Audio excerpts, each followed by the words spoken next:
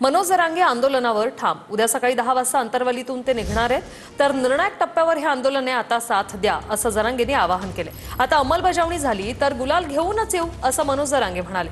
मुख्यमंत्र्यांचे ओएसडी राजेंद्र साबळेंची जरांगेंसोबत चर्चाही झाली आणि गणेशोत्सव असल्याने आंदोलन पुढे ढकलण्याची विनंती केल्याचं ओएसडींनी सांगितलंय। अंमलबजावणी जर आज झाली, आम्हाला काय करायचं? मुंबईला गुलाल घेऊन येऊ बोलाय झालं तर तुम्ही नाही झाली तर उद्या सकाळी 10 वाजता अंतरवलीहून गरीब मराठी, श्रीमंत मराठी, कर्मचारी, नोकरदार मराठी अख्ख्या मुंबईकडे उद्या निघणार आहेत। कारण आता कळून चुकलंय आणि मराठ्यांनाही संकेत सांगतो तुम्हाला, निर्णायक टप्प्यावर आंदोलन आहे। अशा टायमाला साथ द्या माय बापा हो, आता साथ द्या।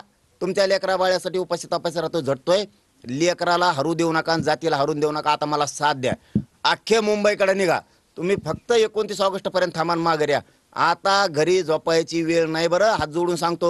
लय निर्णायक टप्प्यावर आंदोलन आलंय। लेकरा बाळांना काय केलं? मी तळतळी ना तळमळी ना माझं रक्त जाळून घेतलं सगळं। मला नाही चालतं हे बघा, आपल्या हडकाला शिराची टाकल्या बघा, हे खड्डे पडलेत माझ्या हातात, काय नाही राहिलं माझ्यात। मी केव्हा मरू शकतो?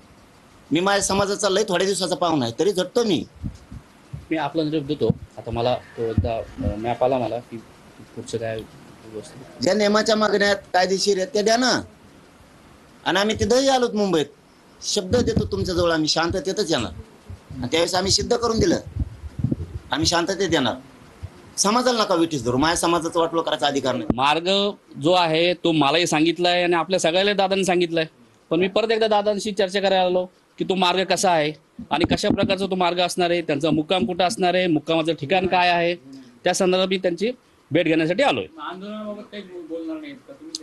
आंदोलनाबाबत मी आता विनंती केली दादाला की बाबा, गणपती उत्सव हा मोठ्या प्रमाणात मुंबईत साजरा केला जातो आणि येताना जे गणेश भक्त आहेत त्यांनाही त्रास नको, आपले मराठा बांधव येणार त्या मराठा बांधवांना पण त्यामध्ये त्रास नको।